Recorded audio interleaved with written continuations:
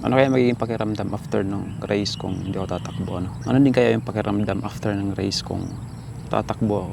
Kahit na nakapag-decide na ako na hindi tatakbo. Nung Friday kasi, biglang sumagi sa isip ko yung race. Then ka-chat ko that time si sir. Sabi ko, sir, sa 29 na yung first running event ko. Sabi ko, kung tatakbo ako or hindi. Di pa ganun ka-short talaga. Ang dadalawang isip. Sabi ni sir, mas okay na yung nag-try at nag-fail kaysa hindi talaga nag-try. Tapos sabi niya, kung hindi daw ako tatakbo, baka daw pagsisisiyan. Parang bigla ako na-trigger din nung time na yun. Sabi ko, ba't di ko nalang kaya subukan?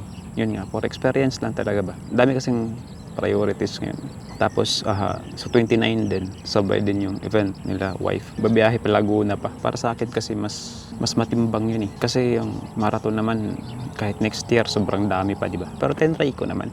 Nung Monday, nag-try ako mag 16K ulit.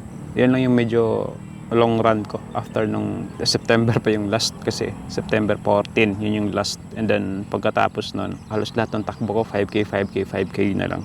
Bumaba yung fitness level, pati resting heart rate ko ngayon medyo tumaas na rin, parang bumalik na siya sa regular ba, standard. Kasi yung trend ng heart rate ko pababa siya nung consistent yung training ko ng August. So nag 48 yung average na resting ko buong August. Then September, October hanggang ngayon November, pataas na ulit yung trend. So ibig sabihin, hindi na ganun ka efficient yung pumping ng heart simula nung nawala na ako sa training. Nung attempt ko ng 16K nung Monday, yung pakiramdam ko after ng takbo is parang same nung pakiramdam ko nung unang takbo ko ng 16K last year. Hindi naman totally, pero yung dating nung pagod, parang may kumpara ko siya. Grabe yung pagbaba.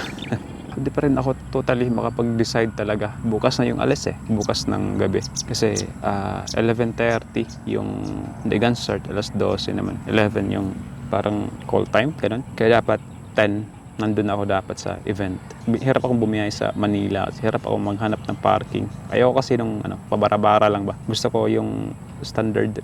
Kung magko-commute naman ako papunta doon, hindi ko alam na ganito para kahirap yan. O pinapahirapan ko lang yung sarili ko. So, yun lang. Naka-ready na rin naman. Naka-gels na ako. Yung na lang talaga. Yung lakas ng loob na lang talaga. Yung kulang. So, yun sa lahat ng mga kakilala kong pupunta sa event na to. Kita-kits na lang kung pupunta ako. Kahit naman siguro pupunta ako tapos pupunta kayo, hindi rin naman siguro tayo magpapang-abot doon kasi sobrang daming tao siguro, di ba? Good luck sa lahat ng tatakbo. Hayaan na natin yung magpo-podium, yung papaspas doon sa race. Tayo, enjoy lang talaga natin.